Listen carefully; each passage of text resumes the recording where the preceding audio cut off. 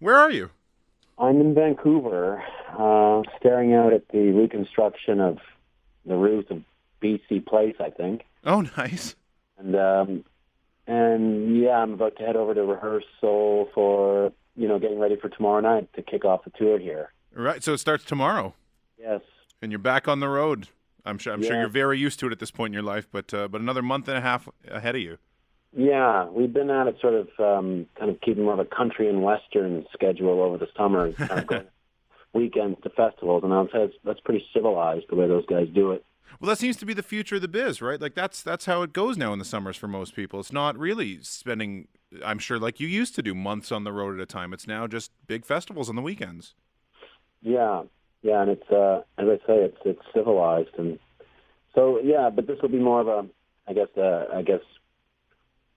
proper or an improper way of doing it. Right. Letting it, we'll be in a theater, we'll be able to sort of let our show kind of breathe and unfold, and without the next band breathing down our neck. Right. Right. What is the tour? So is it just you guys, or do you have an opening band, or how's it working? It's just going to be us. Nice. Yeah, I just sort of made that decision again. Just really this idea of just making the stage our personal little playroom, and really stretching out and making it very comfortable, but also kind of. Well, anyway, I don't need to get into that, but the ideas about just the rock show is, it's become a little cliched in some regards. Just the various machinations you go through in the evening. Mm-hmm. My real hope is to kind of alleviate some of the subconsciousness or self-consciousness, and vulnerability that goes on for audience members, and have people really feel a part of it. You mentioned that makes it an interesting point. Being on stage in front of people, that must be a very self-conscious experience too, thinking people are staring at me the whole time, people are looking at me, and whatever I do, a room of hundreds of people or thousands of people at times are hanging on everything I do. What's that like on the opposite end? Yeah, well, it's also compounded or made more paradoxical by the fact that you asked for it. Yeah, well, true. You banged your fork against your wine glass and cleared your throat and stood up and announced that you had something to say, Mm-hmm. Which is music, which is art in a lot of cases. You can create demand however you like, but there really isn't demand other than that which comes from within. Mm-hmm. You're in this weird position where you're, looking at yourself from within and from without, and it can be kind of crazy making and definitely nervous making. And it's with those, those feelings that you proceed and create something like a hybrid between, the self-conscious, shy introvert and the show-off. Mm-hmm. And ultimately, I just look to Howlin' Wolf or Johnny Cash for inspiration. These are guys that just, gave her. They're not there to inspire pity. They're there to let people, to have a good time. People want to see you having a good time, and I'll do whatever it takes. Yeah, well, you seem to. Your stage shows are legendary. It's like you fall into a trance almost when you get on stage. Yeah, well, it's something about giving in to passion. When you give yourself over to it, it's you don't have a lot of control, and a lot of people aren't comfortable with giving up control. But I prefer words like faith and trust Mm-hmm. over words like control. So I just have faith and trust that I'll land in a good spot. But generally, I am, making it up as I go along. Are there other parts of your life where you fall into this trance, like when you're mowing the lawn or something, you start dancing around? I hope not. I could get very passionate about cutting the lawn. Yeah. And some might say that I do. I'm sure the neighbors do. Yeah. Wow. What a pattern he's done this week. It might be nicer than last week, Gord.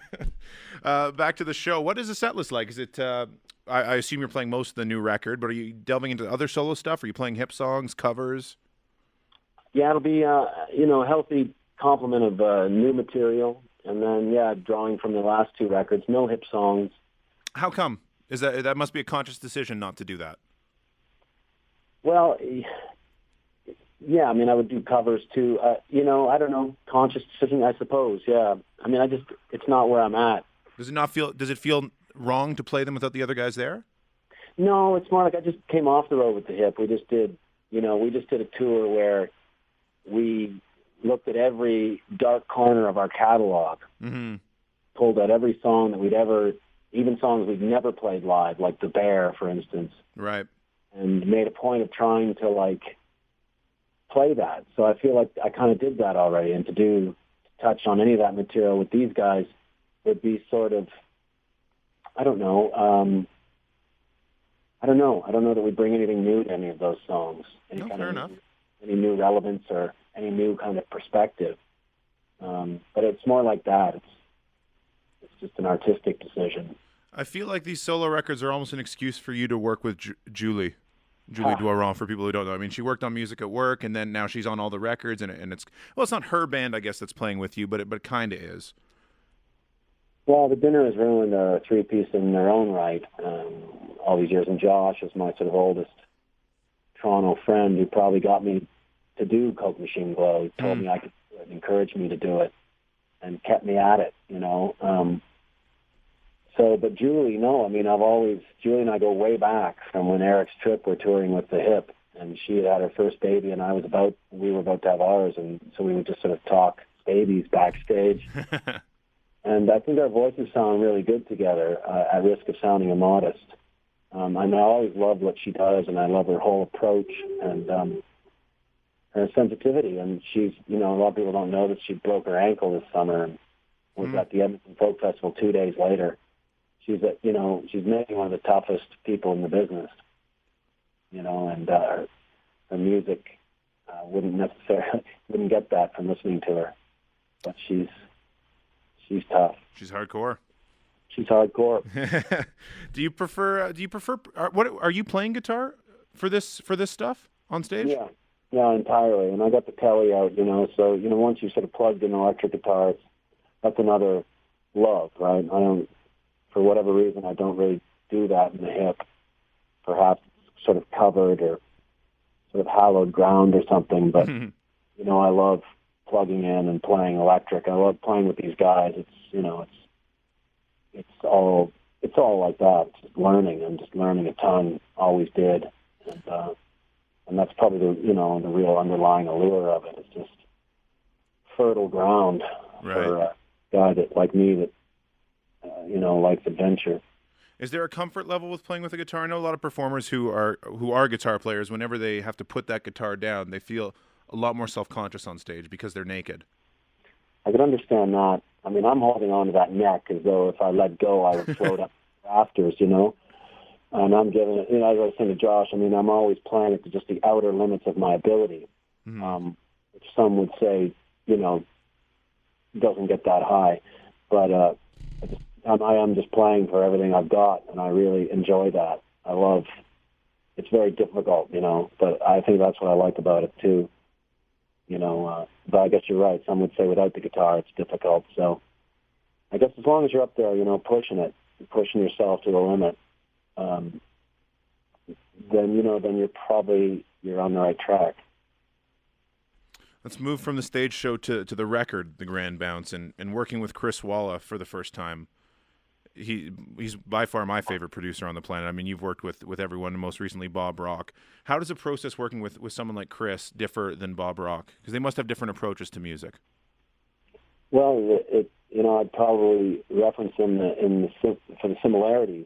They both bring something. In both cases, their friendship has changed my life, and definitely my outlook towards music and what one should expect, and also what one shouldn't tolerate.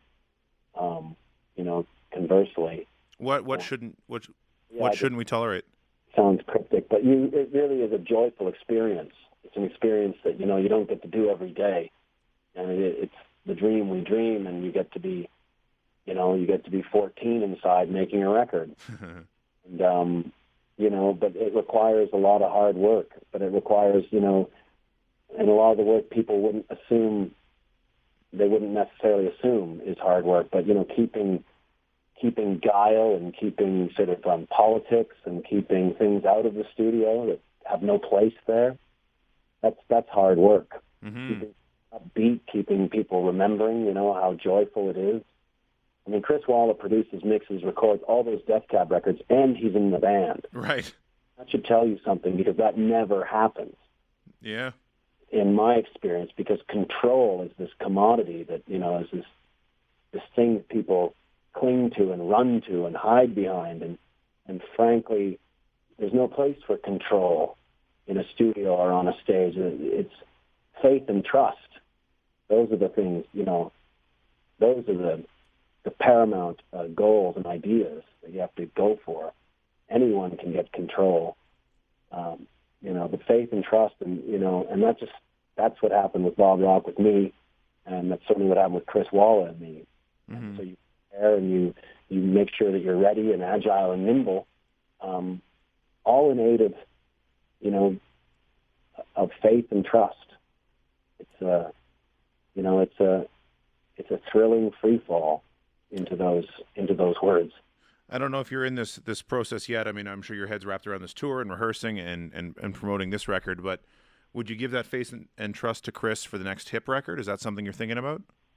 I wouldn't wish that on my worst enemy. No. No, I don't know. I think Sinclair should do the next Hip record. Then you're keeping the control in the band almost. You're not giving it up to outside forces, and that's a way different thing to do for a record.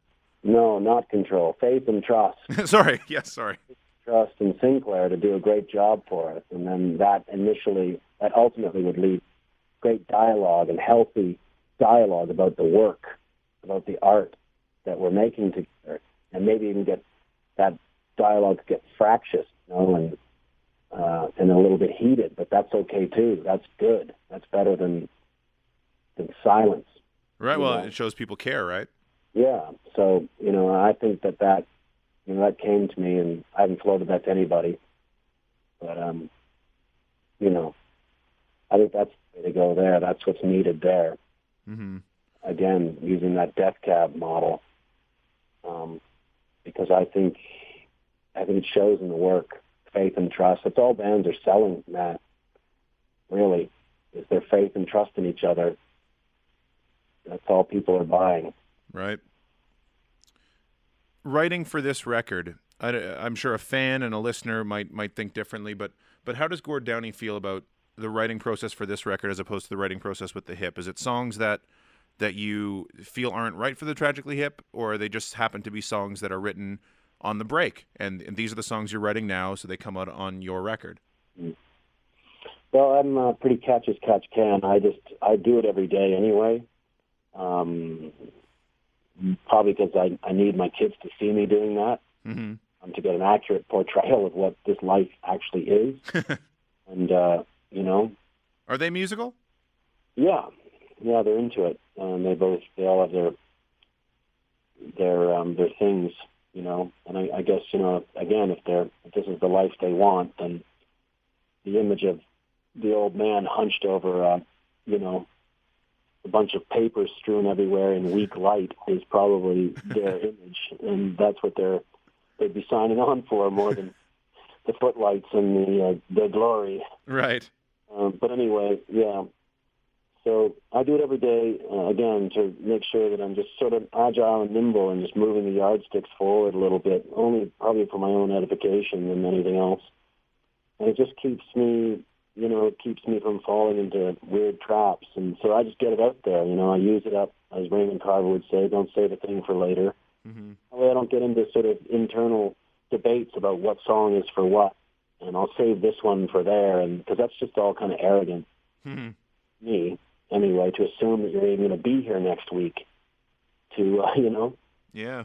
You might as well get it out there. So I do that, and that's served me fine. It's sort of it's a process that I can recognize. The East Wind, a song we play here on the station a lot. I find it interesting you call it the laziest wind. I hear a farmer told that to you. Yeah, a friend of mine, a farmer, said exactly that. It was, and I, I think he knew all along that I was writing it down in my mind's notebook, he knows me well enough by now, and we're both kind of in the same business. So In the same business, how so? If he's a farmer and you're a musician, I'm a farmer too, Matt. are you at heart, or do you actually have a farm and you go out there and plow the fields and? No, they don't let me near the heavy machinery. The planting of the seeds, the metaphorical. I see what you're saying. Filling of the earth. I see what you're saying. The weed. Harvesting of the bounty. Yes. Sorry, I'll stop. That's all good. What are you reading now? What's a good book people should know? I'm reading this new book by Jonathan Franzen, actually, called Freedom. It's a doorstopper by the guy that wrote The Correction. I don't recommend it to anybody. I can't put it down. I think, do you read Bob Lefsetz? I think that's the book he's talking about a lot recently. Lefsetz? Yeah. No. It's all right. I think he's been promoting that book for a little while. Who he is, but Bob Lefsetz. But no, he was on the cover of Time, was Jonathan Franzen, and he was great buddies with, what's his face, David Foster Wallace. Oh, yeah. And so, yeah, the book is just this sort of withering portrayal of this Minnesota family, and of course it's nothing about a Minnesota family. It's sort of all about us, you know, in that way that all these great American writers can do. Yeah. It's tough, you know. I posted on my Facebook today that I was talking to you, and I said, you know, anyone have any questions for Gord? And somebody said, well, what are his thoughts on writing a book? I know you're a songwriter, and you tend to use songs as your outlet, and you put out the poetry book as well. But what about a novel? Has that ever crossed your mind? Yeah, well, I mean, sure. I mean, definitely walk around all day and with an eye and a nose for premises, you know, and things that, you know, with an odd twist might make for a compelling story. But yeah, it would take a lot, and I have great admiration for it. But yeah, I mean, I don't know what to say really. It's just like little ideas that get a grip of you and won't let go, and that's generally what I do. I just listen to those ideas and follow them, and if they don't let go, I stay with them. Mm-hmm. And so if something like that happens, that's what would have to happen, and just be an idea that just sort of won't let me go. That hasn't happened yet? And I would deal with it. It sort of is happening, I think. I don't know, but you'll have to stay tuned, I suppose. Oh, there's the scoop. We might just be getting a novel out of you. No. No? All right. Imminent. And then reading this book, you know, it definitely makes you want to put your pen down. Yeah, I know that feeling. Some things are just too good. Yeah. Tell me about Waterkeeper. David Suzuki was on the show yesterday. He was talking about how there are now books given out to fishermen for when you catch a fish, they tell you what chemicals are in that fish, and he never expected Canada or Canada's waters to get to that level. And I know you're very involved with Waterkeeper. Mm. Yeah, I'm Waterkeeper about to unveil a database that would allow you to access, you know, information at the touch of a button about your drinking water, your fishing water, your swimming, your beach. You know, and I think that's what's needed, just a more intimate dialogue, you know, just more intimacy with our water. You know, interestingly, Waterkeeper dealt with water quality issues forever, and last week it was reported that, you know, I think since the 50s, the amount of water we have has gone down 30-odd% or something. And that got more attention than I've seen in years. People, you know, maybe just not really paying attention about water quality, always assuming that their water is going to be fine. But when you start talking about water disappearing, it really gets people's attention. But ultimately, I think, you know, yeah, if you can't swim in your local water body, you can't drink the water from it, you can't eat the fish from it, then you are being underserved by your government, by the people that are supposed to be looking out for you. And then if you look at if that galls you, and you go to find out a little bit more about it, you'll be more galled by how little access you have to the table where they are discussing your pollution future. It's, again, the challenge is to not get cynical, but to remain vigilant. You know, so with Dave Suzuki, I'd say, yeah, that's a bit of a it's a bit disheartening and heartbreaking that it's come to this. But I think people need to know that, and in every community everywhere in this country, there is an issue right now where someone is putting something in your water that they're not supposed to be putting in there. It's illegal. It's just a law on the books. You know, you're not telling people to be, I don't care about telling people to be less bad or drive a different car. Or, you know, until we take these big polluters to task just to do their part and live up to the law, which is 100 years old, perfectly good, solid, toothsome laws. Mm-hmm. You know, the rest is just us bickering. It's sad, but I feel like we're always going to have issues like that. That there's always, you know, it just makes you mad. It's like everything that happened with the financial crisis last year. It pisses you off, but there's not much you can really do at the end of the day. Yeah. Well, you can certainly get rid of this sort of Pollyanna notion that the government is your ally. Yeah. Okay. These great social changes throughout time and history have not been enacted by politicians. Politicians get on board when it's politically expedient. You know, when there's no re-election. Yeah, when it's the right thing, you know, for them to do. Mm-hmm. They seem to be doing, but they're not initiating. That's not the job they're in. Is that something you'd go into? Have you ever considered that, politics? No. Never? No, you give up too much for the party. Yeah, fair enough. You just do. Unfortunately, it'd be more than I'd be willing to give up to play that game. We do this thing on the show. We're going to switch topics a little bit. We do this thing on the show called 5 Questions, just 5 quick questions, 1-word answers. I'll try my best. 1 word? 1 word. Road or studio? Studio. Lennon or McCartney? McCartney. Most important thing in a song, cadence, melody, or lyrics? Lyrics. Song you've written you're most proud of?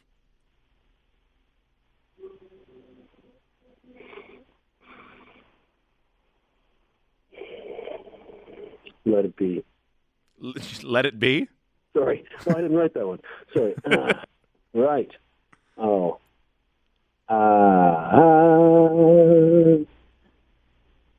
Dance and its disappearance. The dance and its disappearance. And 1 word, Gord Downie.